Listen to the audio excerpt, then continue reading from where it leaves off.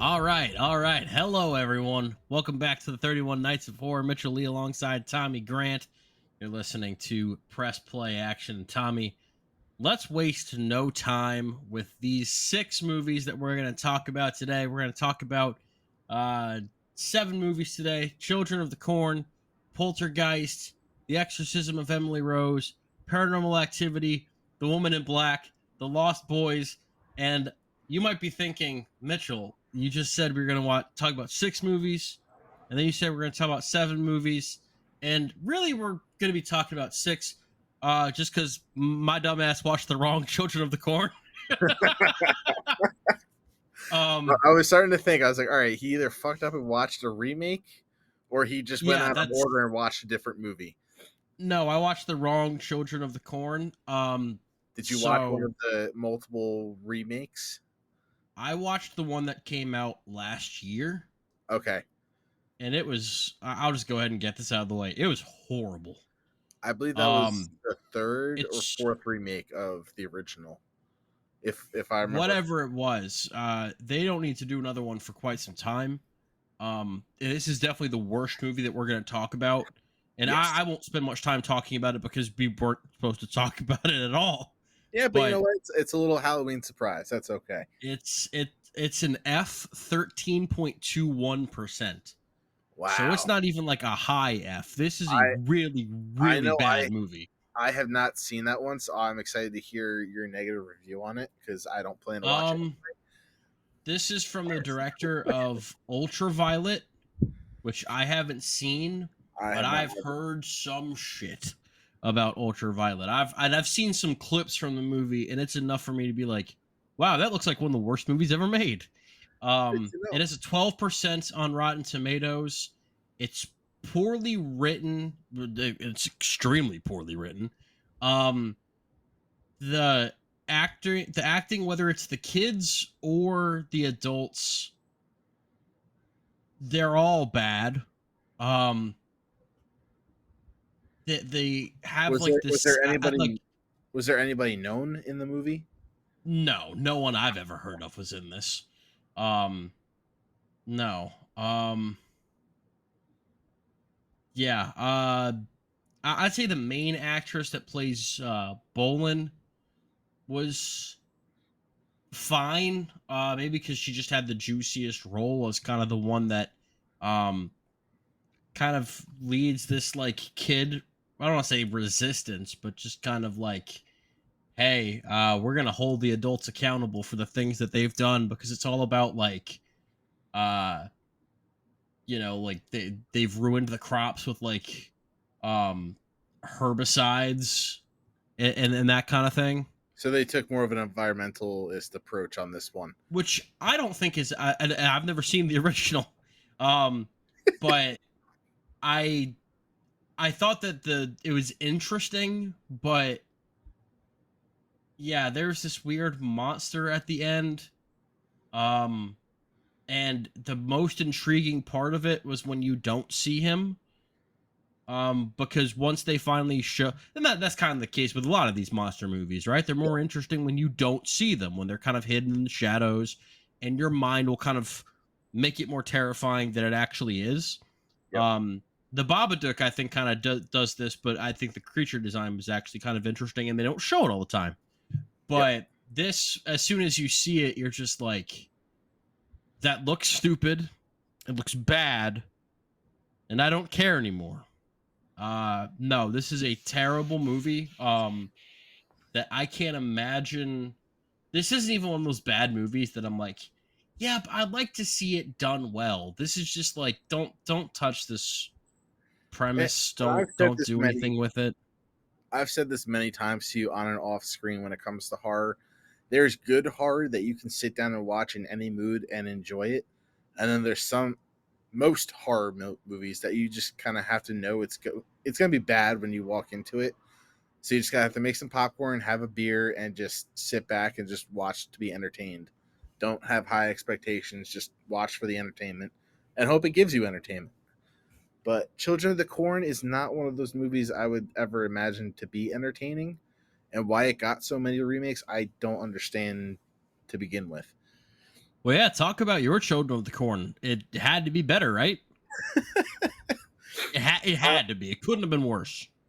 I can't imagine it would be because it's a very low budget movie. It took place 40 years before this third remake came out. So probably take your Children of the Corn, put bad actors in it, which is probably par for the course for this one, and just make the budget look even worse and set it in an 80s tone, which is kind of what we've seen a lot of lately. It's just not, it's just a very odd movie, and it's a very slow build up.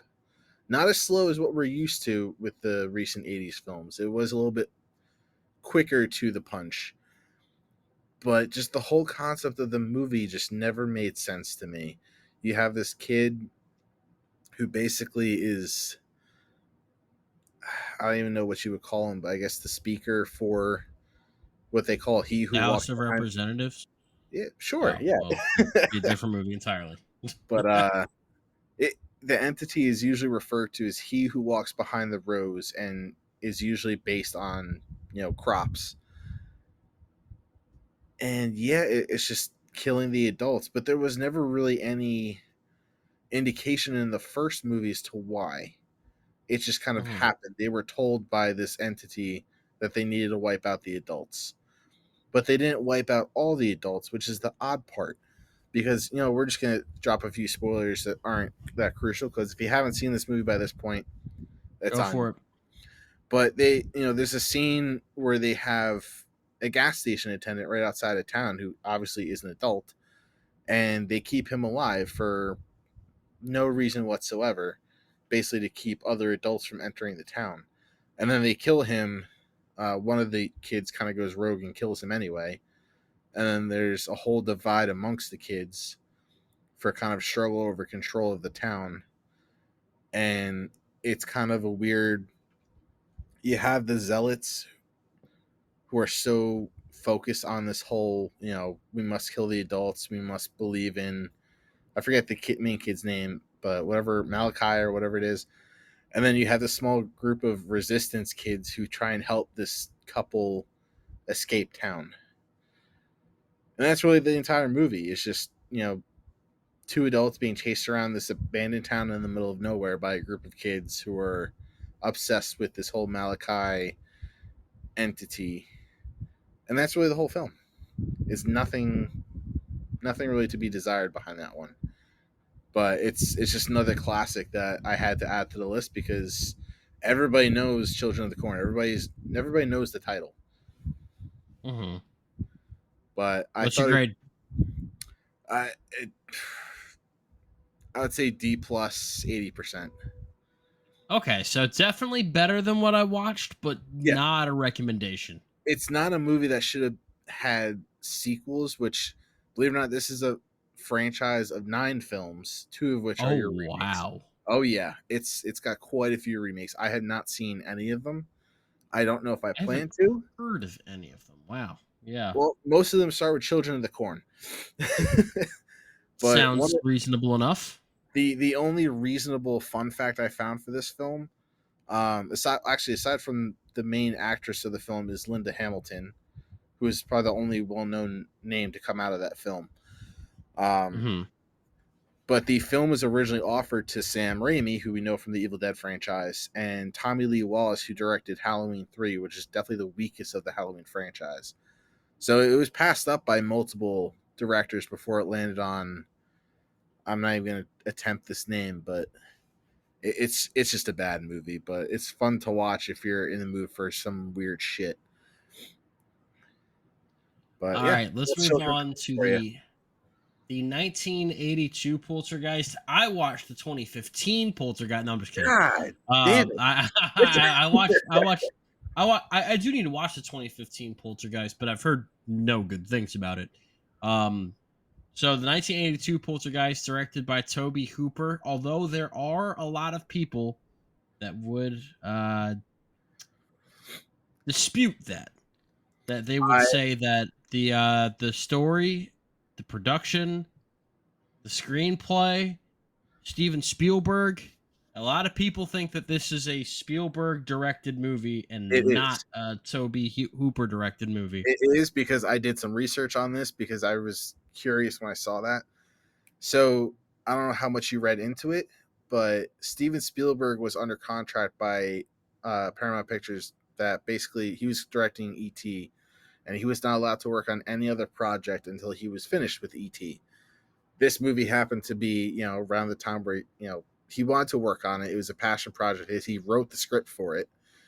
And so Toby Hooper was basically one of those directors that they saw as a pushover. So uh, supposedly Steven Spielberg would just show up, say, "Hey, this is what we're doing," and Toby would say, "Okay, sounds good," and would do it. So essentially, Steven Spielberg kind of directed through Toby Hooper, along with producing and writing the actual script for the film. But on top of that, Poltergeist was nominated for 3 Oscars: Best Original Score, Best Sound Effect Editing, and Best Visual Effects, all of which were lost to E.T. So Steven Spielberg basically dominated the box office and Oscars for that year, which I thought Oh was pretty. yeah, well you could say that for the mid to late 70s into the Yeah, 80s and the 90s and parts he of the basically had 2000s the and winners and the 2010s. runner up. He had the winners and the runner up for those three. Yeah. Yeah, no, because ET came out in 1982 as well. I didn't even know about that, but Toby Hooper directed the Texas Chainsaw Massacre, so it's not like Toby Hooper is some guy that's never done anything, and Yeah, he's you know definitely well he known in horror. he's a well known director and has done some good stuff, but uh, this he's probably more well known for Texas Chainsaw Massacre than for Poltergeist, but this is more of a I don't want to say it's a family movie because it's not, but it's rated PG and it's not Yeah, as I don't. it's about a family. It's a very suburban type of movie, and it's about this girl, and we all know from the even the poster that she's talking to the TV, and I like the fact that you want to talk about Children of the Corn. Wasted no time. I thought that this movie did a good job of just like I thought that it was gonna be like 30 minutes or so It was a until we much got more to well that, and paced. it was. I thought that this movie was decently paced. I think that I liked the first half more than the second half. Mm-hmm. I thought that the second half got a little bit like we had what a lot of people call Return of the King syndrome, which look, I love Return of the King. I think it's a I say, fantastic don't you movie. dare say anything wrong Um, with Return of the but a King. lot of people But have so, the are you referring okay, to like the this multiple endings? ends to the multiple endings and the Yeah, fact that you think, okay, this is and then nope, we're doing this. And then yeah. and this does this a few times where The you ending think, definitely okay, drags we're on. done, and then okay, we're done, and then okay, we're moving it to over here, and that did kind of tire me out just a little bit. This is a movie that's nearly 2 hours that could have been hour 40, hour 45, and been just fine. Um, but I thought that there's one scene that scared me in this movie, and I don't even know if scared is the right word, but I just thought it was not what I expected. Where this guy is pulling skin off of his face, and Ah, that yeah. was just very much. It's startling. If there's one, it is very startling. It also reminded me a lot, and this is just me being 30 and not having been raised on this movie or seeing this movie when I was young. It reminded me a lot of Insidious and had a lot of Insidious vibes from the team of investigators that come over to the house was kind of similar in a way, although I did like them a little bit better in this movie. I thought that the acting was pretty good. I liked the Craig T. Nelson who voices Mr. Incredible. I'm pretty sure he Yep. voices Mr. Incredible. Yeah. And then Joe Beth Williams, I also thought was really good in this. Um, yeah, I thought the acting was pretty good. It just didn't. Nothing in this movie really took me over the top. As far as like, I loved it. I think the first 30 minutes was probably the highlight. I thought, okay, this movie's got some sauce to it. Yep. Uh, I can kind of feel the Spielberg in this, and then you know, maybe as we went further along, Spielberg had more of his attention set out on ET, Hmm. and it was a little bit more of a Hooper production. It makes you And wonder what the film would have been like if it had the full Steven Spielberg effect. yeah, if he was just allowed, you know, because Steven Spielberg has made multiple movies in a year before. Yeah, 1993, if you don't know, he made Jurassic Park, and the same year he made a little movie called Schindler's List. So two movies that are considered classics. Just let Spielberg and do completely different genres Spielberg too. wants By to the way. do. Exactly, yeah, completely different tones.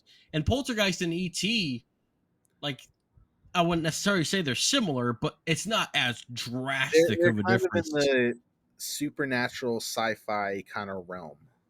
Suburban family kind of has a weird event that shakes them up a little bit, Yep. with young kids being very heavily involved in the story. Yeah.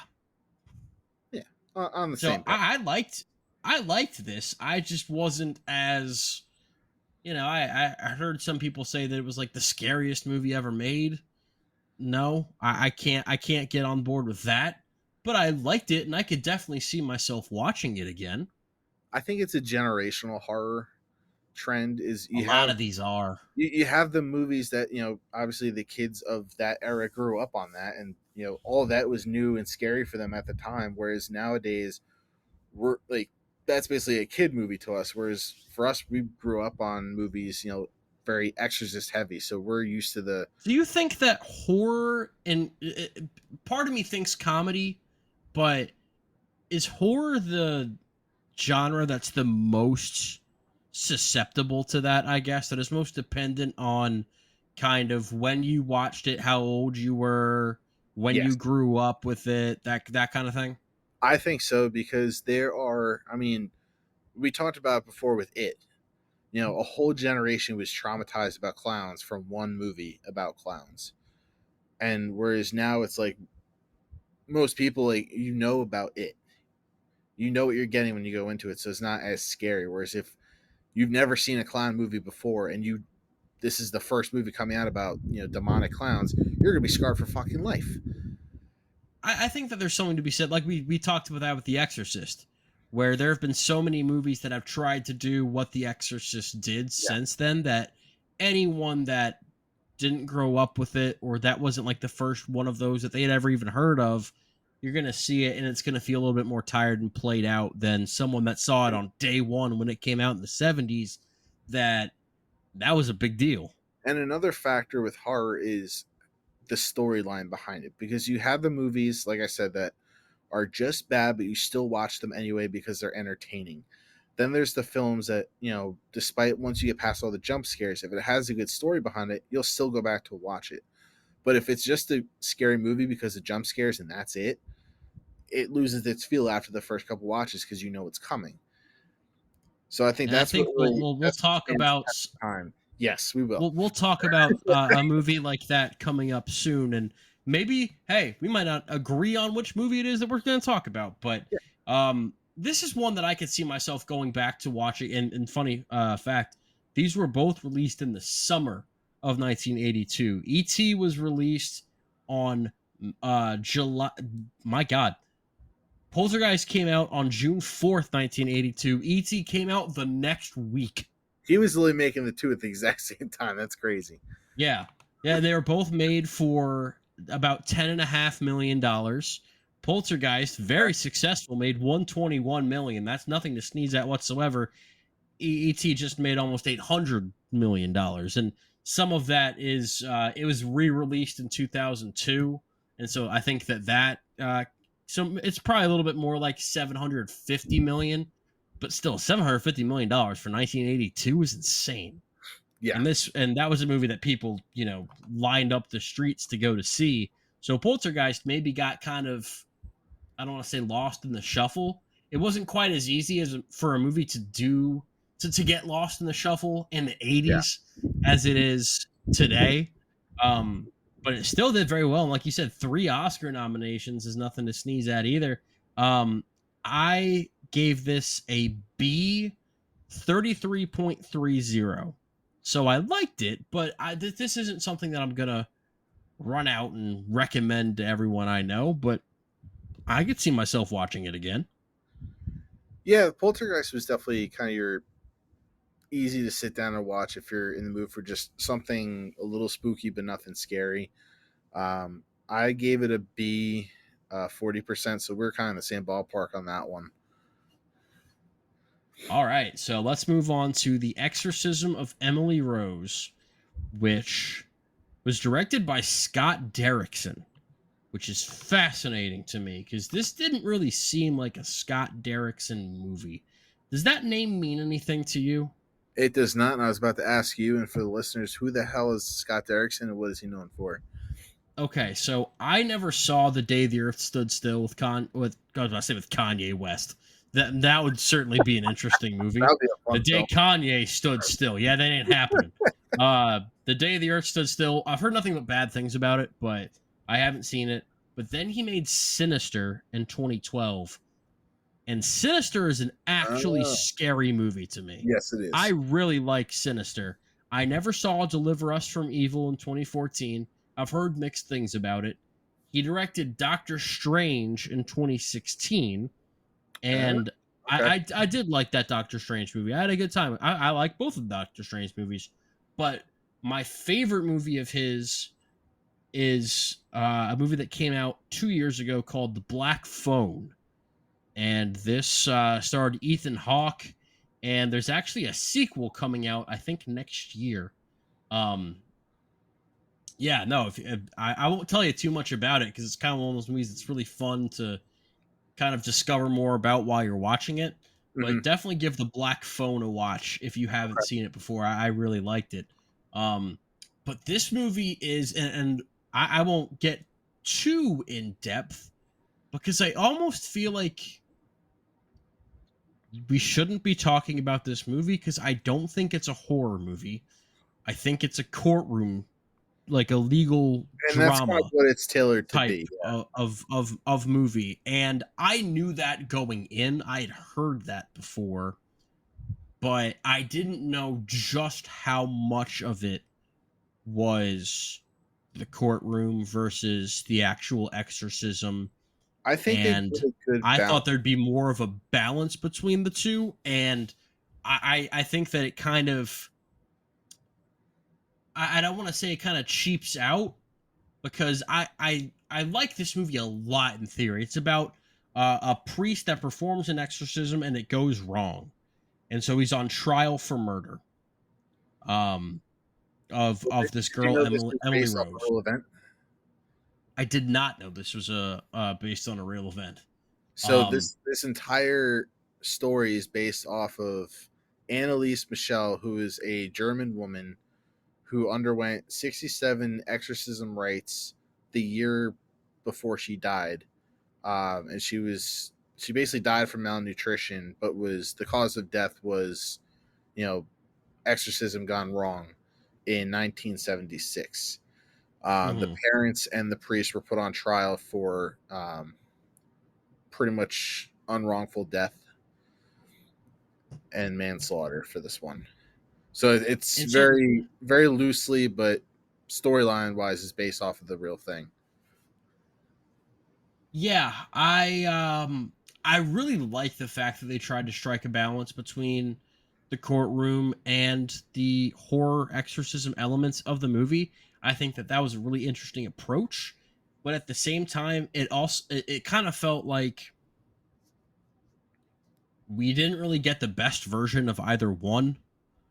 And so Yeah, it felt like it kind of went halfway with the exorcism stuff, halfway with the courtroom stuff, and I never really got the movie I wanted from either of those. For whatever reason, I remember this movie as being well regarded. It's got a 44% on Rotten Tomatoes. So I thought this was in the 80s for some reason. Maybe it's just because Tom Wilkinson's in it, and it's got a pretty legit cast with like Laura Linney as well. But I went into this expecting a more gripping courtroom drama with horror elements, and it just felt to me like we really couldn't commit to either one, and so it kind of let me down. I think this movie was as big as it was when it came out because up until that point, we didn't really have too many exorcism related movies because we kind of hit the slasher genre after The Exorcist came out, and exorcism movies were kind of lost. And then this came out before the big wave, where it's just like every other year there's another exorcism movie or possession movie. So this was kind In of the the big mid one to come back. 2000s, we were in the middle of a lot of the horror remakes. Yes, We were doing a lot of those. Like we had the Texas and this Chainsaw was kind of a Massacre nice. remake. We had a remake of The Hitcher. We had just a bunch of horror remakes coming out. When a Stranger Calls. Yeah, just a lot of stuff.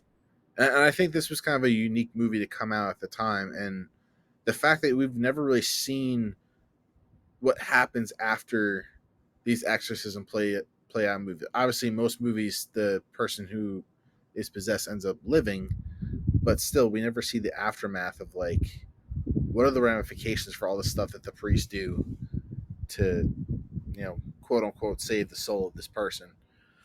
So I thought that was interesting that they did so heavy of a story on the whole courtroom drama aspect of it. But I liked how they also gave us bits of information throughout the movie, so it's not like we were still kind of mystified of like what was going to happen. We had to wait for the courtroom drama things to kind of pop up and say, "Hey, this is what happened," and then we would see what would happen. So I kind of liked how it was shot that way, but I do agree it was kind of half-assing two things in this film. I don't even know if I necessarily want to say half-assing because the movie is putting forth effort. It's just not. I hate to use this word again. This movie is kind of sauceless. It just doesn't really ever feel like it's going above and beyond. It just feels like it's very standard, like almost TV level legal procedural. Yeah, It's something that I could watch on like Law and Order. Uh, except they go a little bit more in depth with showing the exorcism related stuff. And the girl that played Emily Rose, I thought did a really good job. Jennifer Carpenter, I thought she was really good, but like I'm I looking at the mean, poster for this movie and I'm expecting kind of like a visually interesting movie from that poster. I think that's a good poster, at least, to me personally. I go in and I'm expecting kind of cool visuals, and this never gave me that at all. no, it did not. It's shot like a TNT show. So I have two things to add to that. One, based off the courtroom, I think this should have been a proposal to Dick Wolf to do Law and Order Paranormal Unit, but that never Yeah. seemed to pan out. And two, based on what we were talking about before with how movies kind of stick with people, this is one that I've always remembered because when I watched it, it was in the middle of the night when I was sick, and it was a couple years after this because it was in middle school. It's like picture like 2007, 2008, back when we still hung out because you were still in Jersey. I remember my Yeah. dad was working the midnight or the late night shifts, so he usually went out to work around like 3:34 in the morning. And throughout this movie, you have the whole she wakes up every time at like 2:59, turning 3 o'clock. Yeah. And I just remember watching Wishing that hour, movie. Yeah. Well, which that just night I makes had me think of NFL Red Zone. I had watched the movie, fallen asleep, and my dad was getting ready for work. So I woke up and I looked at my clock, and conveniently enough, it was 2:59, turning 3 o'clock. So I Oh instantly was no. like, "Oh fuck this!" And I just heard Nope. footsteps walking down the hallway, and yeah, I was scared shitless. So Dove out the window. yep, this is a movie that stuck with me for a very long time because of the experience I had after watching the movie. What do you give it now? I It was still creepy, but it wasn't as scary knowing all the jump scares that happen. I would definitely give it a B 40%. Okay, you're a little It's still higher on it than me. it's still entertaining for me. I still enjoy it. I gave it a C, 79.73%. I think that if Scott Derrickson were to remake this movie now, knowing all the different things that he's able to do directorially, um, I think that it would be a lot better because there would be a little bit more of that visual flair. in the movie, from the same guy that made Sinister and the Black Phone. So he's definitely improved as time's gone on. All right, let's go to the fall of 2009 now. September 25th. Most people probably saw it in theaters in October. That is Paranormal Activity, directed by Oren Peli. And this movie is interesting because this was we had a lot of Saw movies in the Yes. mid to late 2000s, going into the early 2010s, actually. And Paranormal Activity came out in 2009, and there was this movie that was made for $15,000 was the production budget of this movie. Do you know how much And the actors were paid? they probably weren't. $500 each, That's insane. and Yeah. it was filmed within 7 days. Wow. Well, that's fascinating. But yeah, this was a movie that came right the hell out of nowhere and did better than Saw did, in because Saw came out the week of Halloween, every October for about 6 years or so, 6 7 years or Yeah, so. And then Paranormal Activity in 2009 was like, hey, we we're we here we now. have that now. Yeah, we'll be taking over now. And 2009, 2010, they both put out movies, and the Paranormal Activity movies did better. And then 2011, 2012, 3 and 4 came out, and 4 was the one where people were like, all right, this is starting to get stale, this is starting to get bad. And then you have two other ones, and then another one that came out like 2 years ago that went straight to Paramount Plus. But this is where the series was first introduced to people, and it's a found footage movie, which not the first found footage movie. The Blair Witch Project tends to get the most credit for that. Yep. And I will say that of these two movies, I do prefer the Blair Witch Project to Paranormal Activity. But it's about a couple that just kind of sets up a camera in their home, and they have this demon or supernatural presence that's coming after them, and they just want to see what's going on while they sleep. Yeah. And um this was a very polarizing movie when it came out, because general audiences, a lot of people were very scared of this because they hadn't seen a movie like this before, and Mhm. they really liked the low budget feel of things and how it felt very violating of safe spaces like the bedroom. Usually, it's like, hey, I'm in the bed, I'm asleep with my partner. It's like home base, so to speak, and that was not the case at all for this movie. But there are also people that really hated it because you're with two characters that a lot of people found annoying, Yeah. and there's a lot of not much going on. You're just kind of waiting for like something to move, or something along those lines. And so a lot of people did not like the movie because of that. I really liked this movie, and I didn't know how it would hold up because the first time I saw it was like 4 or 5 years after this one came. Yep. This was in theaters, and I had watched it since. But I had a good time with this. I think the characters are a little bit annoying, but I think they're realistic annoying in a way that I Well, think that two 20 somethings in 2009 would be acting yeah. if this was going on. So I could kind of roll with it a little bit. It wasn't too over the top. Well, also what you were saying before with how a lot of people liked it because it was the low budget feel. I think it was different more the fact that it was realistic. This is the kind of camera that any normal couple would have at that point in time. So it Yeah, was, this and isn't an HD like. every homeowner in America has some sort of story where they heard something in their house, or you've had weird little things happen here and there. So a lot of people are like, "Holy shit! Like, what if we did this in our house?" Like, it probably hit home for a lot of people, and all those moments where you have that, you're waiting for something to happen. I definitely love those the first couple times I've watched this movie, but now it's kind of gotten a little stale for me. But I still enjoy it.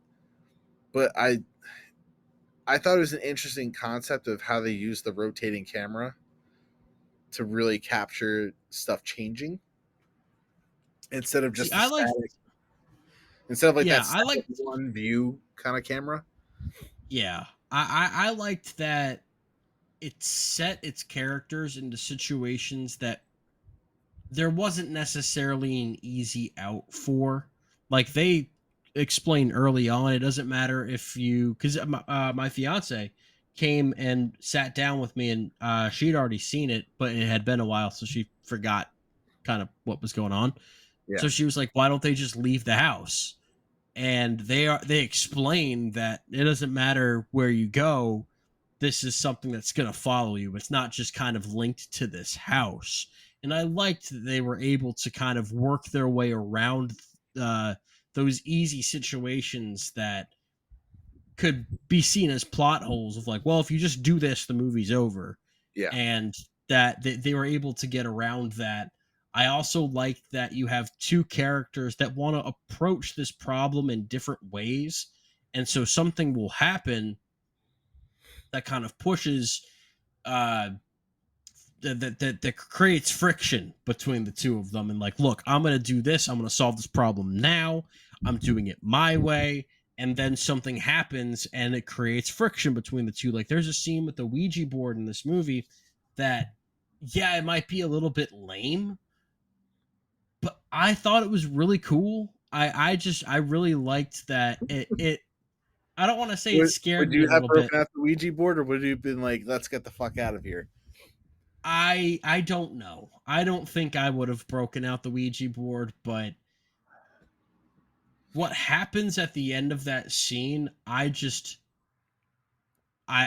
was really caught off guard by it. And it was like the moment where I kind of had to like, all right, let's see what happens. Hmm. Let's see how this thing goes, because that was not at all what I expected. Yeah, that And one was pretty. I really appreciated that. Yeah, that one was always kind of that scene that freaked me out, and I've always joked with my wife, like, if we ever had that kind of situation, I would say, you go in the hotel for the weekend. I'm gonna go to the church, get a vial of holy water and a Ouija board. I'm gonna go back to the house and I say, all don't right, think let's see that what does happens. anything either. But hey, Yeah, everybody's got I their own had way. f- I it's this movie is also an hour and 26 minutes. Yeah, it's not So too long, which is nice. it does not overstay its welcome. It does not have multiple endings. I think that it Ah, moves at a really good pace. speaking of endings, there were alternate endings. Did you know about that? Yes, I did know about this. Did you read into them? Um I Because didn't they were know. fucking Okay. dark.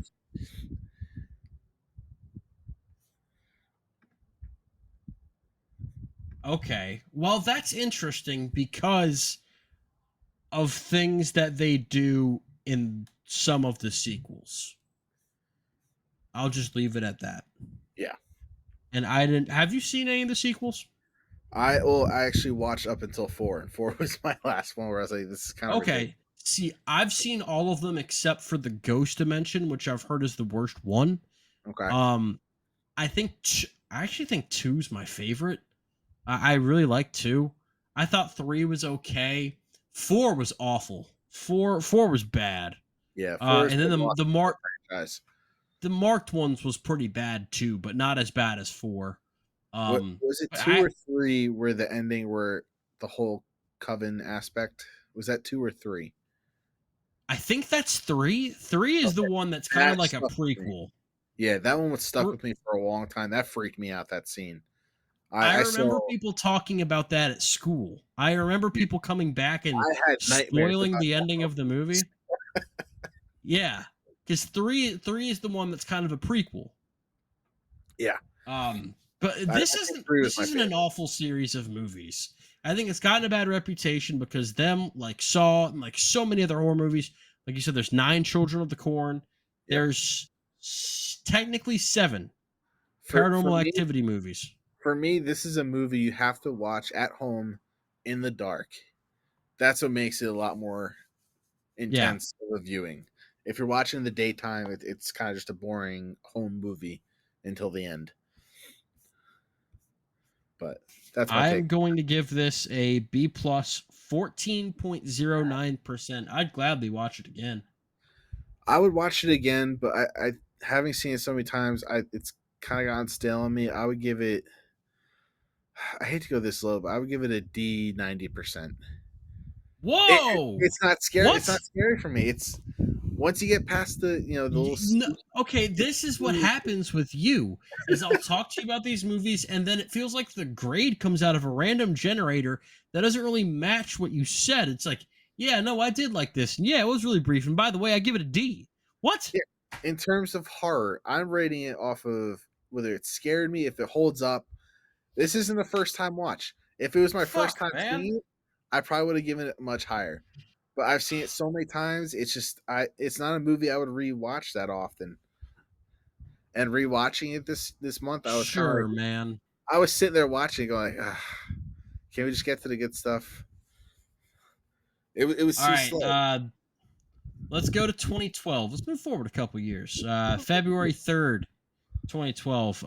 Tommy, can you tell me what other movie came out on February 3rd of 2012? I will give you $1 Oh if you can shit! tell me what other movie without looking it up. That's Hands the are big here. one. Hands are here for Hands are those. there. Okay. Can you tell me? 12, It's a good 2012. movie. February 3rd. I want to say Avengers, but I don't think it was that early. No. No. You might not have seen it. I'd recommend it to you. Oh Jesus. What did you recommend to me? Fuck.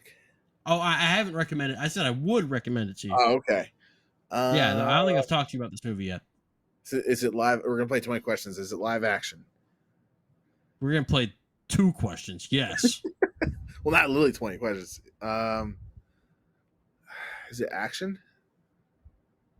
Yeah, I guess you can describe it as that ish. Is it Batman? No. It's a movie called Chronicle. I don't know Is if that with you've Vin ever heard Diesel? of it. Is that with Vin No, that's Diesel? the Chronicles of Riddick. That's a All right. completely Well, it's different got movie that came it out had 8 years Chronicle in the name. beforehand. No, it's called Chronicle. It's got Michael B. Jordan in it. It's really good. It's a I found definitely have footage movie it's kind of like a found footage like superhero movie, if you could call it Oh, that. It's really good. I'd highly recommend checking it out. I I think I loved might it. have seen this one. Yeah, no, it's I don't want to say it's one of my favorites of 2012 because I actually think 2012 is a pretty good year for movies, but it's definitely up there. Let's talk about The Woman in Black though. I had not seen this, and it got a This sequel, The Woman in Black: Angel of Death, which came out 3 years later.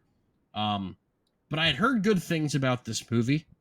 It stars Daniel Radcliffe, and this was his big post Harry Potter, like, hey, I'm breaking away from the Harry Potter stuff.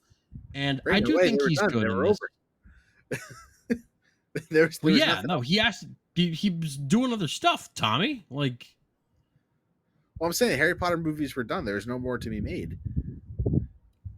you say that, but then they'll write like Harry Potter and the Woman in Black, and he'll have to come back and No, they're remaking the Harry Potter as a TV series because we can't come up with anything original anymore.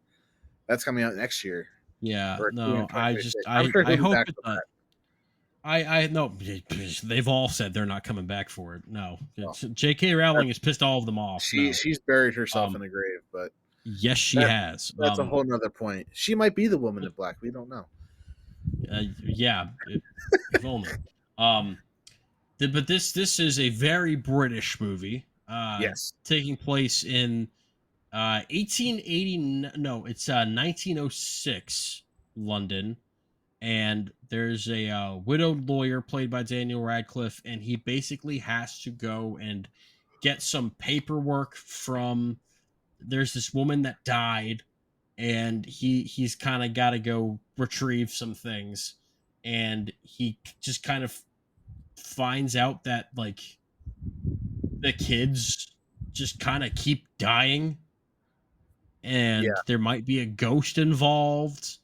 And I thought this movie was, and it's an hour and 35 minutes, so it's very brief. Directed by Yep. James Watkins, who directed a movie that I really enjoyed that came out lately called Speak No Evil with James McAvoy. I thought that was really good. You've probably seen a bunch of commercials for it. It was Yep. hard to avoid. Um, and I was kind of confused because this movie was nowhere near as good as that movie was. I loved Speak No Evil, and this was a giant, like, it was either a very slow moving movie or it was a jump scare fest. And when you Yeah. talked about jump scares earlier, this was the movie that I was thinking about, where it is a giant jump scare fest. And I think that this movie showed that they can do scares without it being a jump scare, but they just don't really have. I don't know if this director didn't have the confidence to be able to quite pull that off, but he does it on several occasions, and that keeps it from being a movie that I hated. I was intrigued, but when it would pull me in, I'd kind of feel let down with where it ended up going. I can agree with you on that. I definitely enjoyed it. I think just because I enjoy seeing Daniel Radcliffe do other things and actually, like, when he finds roles, he really gets into it and enjoys himself. So it was fun seeing him kind of play that character. And I kind of draw a lot of similarities with this movie to The Nun, where it was very jump scare heavy, had that kind of gothic atmosphere that just made it creepy the entire time, but it just never really struck home when it came to being a good story with a lot of good horror in it. Mm-hmm. That's my comparison, because Nun was kind of the same way. It was scary, but the story wise, it was just is eh. I have to say that the ending to this film was an odd choice, because you think you have the whole kind of happy ending, and then bam, something else I happened. didn't I didn't mind it, but I also, it just didn't really make it made sense.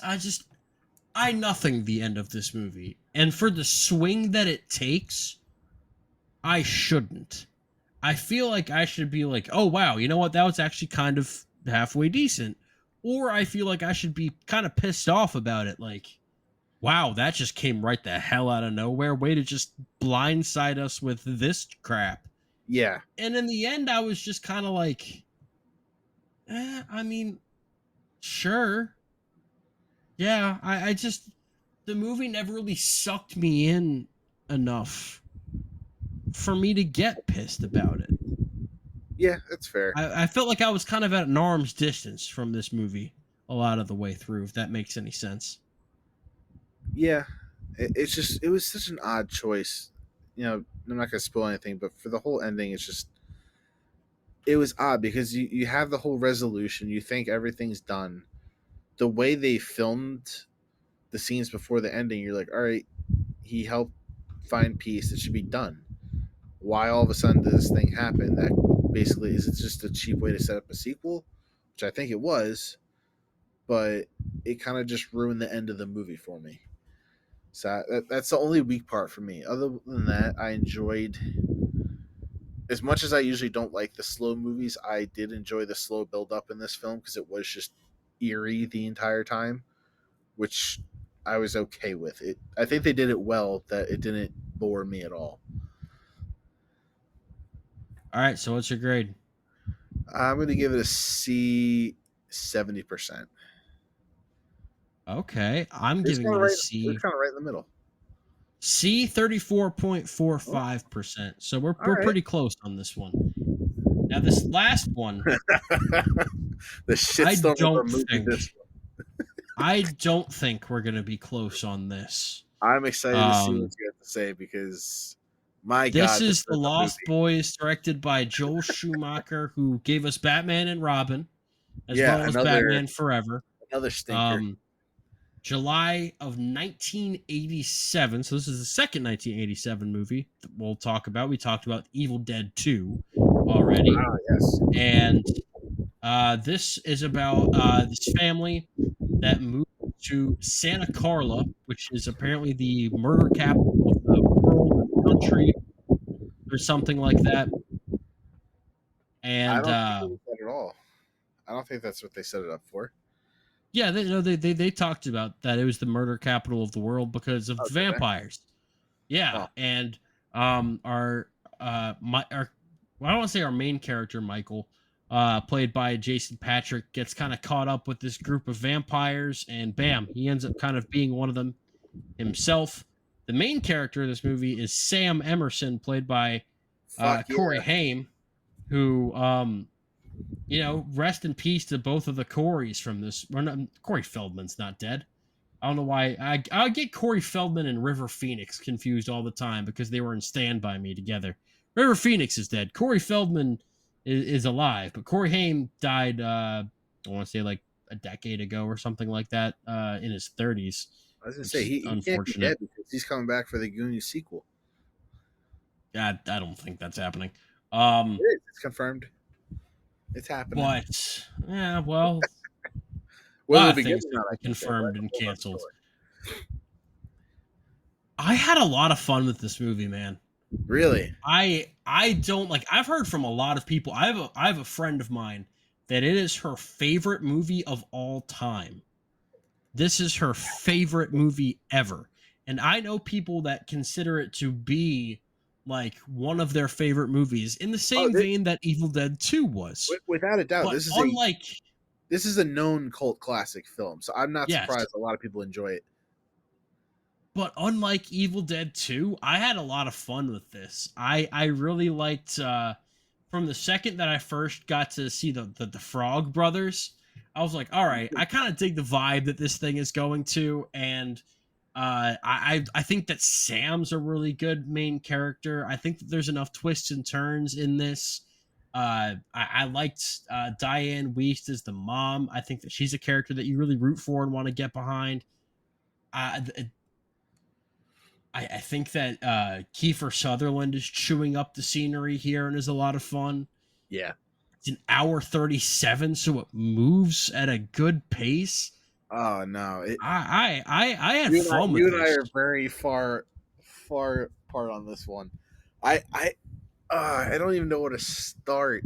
Just the cinematography in the first half of the movie was so weird for me. I don't know if it was just because I was tired and I was watching it so late at night. I was just like, what the fuck is going on in this movie half the time? And like the way they shot a lot of the images, especially probably towards the second half at this point, where they have that weird thing where there's the bonfire and they have the big reveal of who the Lost Boys truly are. The way they shot that, I was like, this is so bad. This is just bad 80s. Like, I hate it. I can't watch it anymore. The last 25 minutes is what saved it for me. Because the batshit crazy spins and turns that the film put out, I will admit, saved the movie. I was going to give it a complete F, but the last 20 minutes, oh yeah, I hated this film. It was, Wow. I was miserable watching it. Wow. See, I will, there were small I was elements. in Like the the Frog B Brothers. I love minus. the Frog Brothers. I thought it was great because I was like, that would be me in middle school if I lived in a vampire town. Like, oh yeah, I'm a known vampire hunter. Like, I know all the things. Yeah. Like, Oh yeah, it I absolutely love would. their Um characters were enjoyable, but everything else I hated so much. I was in like that B minus C plus area for a lot of the movie. But the ending, the last like 25, 30 minutes really brought this thing Yeah, up for me. I had a great time with this, with it the it changed it up for bathtub of me. holy water, and I Oh had a yeah, great time. that's what's like. Oh, this is perfect. Like they're all come together, and the twist with the head vampire and who it was. I kind of saw it coming, but then they kind of spoil it. Like, oh, it's not him. It's like, oh crap. Like, was he a red herring the whole time? Then bam, at the end, I was like, what the fuck is going on? I I knew that he was, but they did a really good job of throwing you off the scent. Yes. But I never varied because I'm like, it's either this or it's gonna be some random asshole that we've never seen before. Yeah. Or there was a very brief moment where I'm like, oh shit, is it gonna be grandpa? Like Well, that was the other. there So was there was a brief moment where I'm like, what if this guy is just like pretending to be like senile or whatever, and is So actually like the that head of that all of is this. that is why the ending of the movie saved the whole movie for me, because the entire time watching, I was like, all right, the grandpa's just a weird character to throw in there, and they gave him so much screen time, and I wasn't sure why, and everything he was doing was weird. So it's like there's got to be something to him. He's either a vampire or he's like a legit vampire killer, because there's no reason for them to be giving him this much screen time. And then you have that ending, and you're like, "Fuck yeah!" I was like, I actually stood up. I was like, that's my boy. I was so proud of him. But then it's just over, just like that. It was the most Hey, abrupt ending. I enjoyed how this movie was just like, we're wasting no time. The movie is over. Go home. Yeah, I kind of but like that. that's what kind of annoyed me too, because it took so long to build up that point. It was one of those things. It took like an hour, and then we finally got to like some good stuff happening, and then all of a sudden you have this crazy montage of things happening, and it's like, all right, we're done. That's it. Nah, we're on very different vibes. You give the grade first, and then So I will leave things off with positivity. yes, you need to end this one positively. I will say, I again, this is an odd one for me because I feel like I need to rewatch it now that I know what happens. But I was in the F territory the entire film until I got to the last 30 minutes, and I think I'm at a C 10% for this film. See if wow, yeah. If a movie's in an F territory for me for That's that being long, generous at this point. no, but for me, like if a movie is in the F territory for me for that long, you can only go up so high. Like I don't think you can get to C after spending that much time in the F zone. I don't think you can do that. But that's just the difference between me and you. I gave this a B plus, 76.67%. I had a lot of fun with this movie. I could see myself coming back to it as well. It doesn't sound like you would really go back to this too much, but I don't I know. could. I'm on the fence. I feel like I might enjoy it more rewatching it, but at the same time, knowing the twist, I don't know if I would still enjoy it as much. I don't know. Mhm. But and then the other thing that annoyed me was the whole motivation behind the whole, not to spoil anything at this point, even though it's, again, it's an old movie, but the whole point of the whole merging made no sense. And that's all Yeah. I'll say without spoiling it. It was kind Okay. of just an odd, like, what like, if that was not the ending, what was the plot of this movie? To have a good time, Tommy. That's what I'm saying. It was such a weird combination of things, but I can see why it's a cult classic. It just was not for me.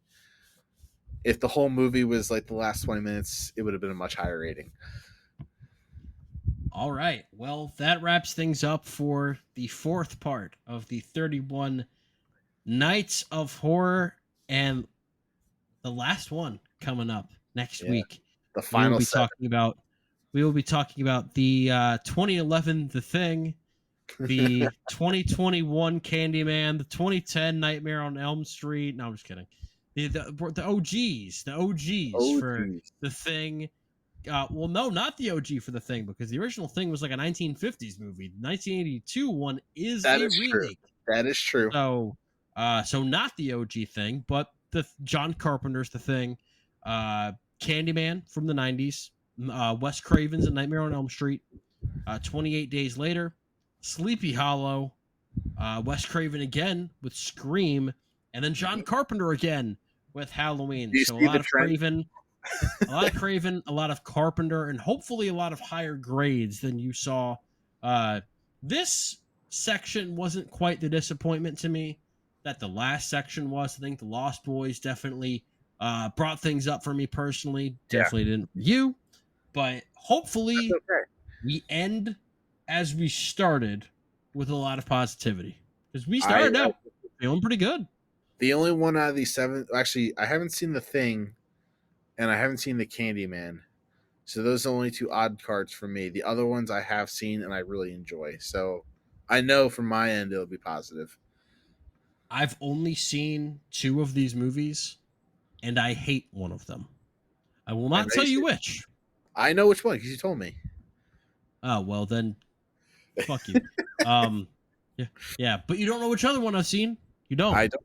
I or don't. maybe you do. But anyways, we'll talk to you next week. All right. Stay spooky out there. Go watch some good horror movies.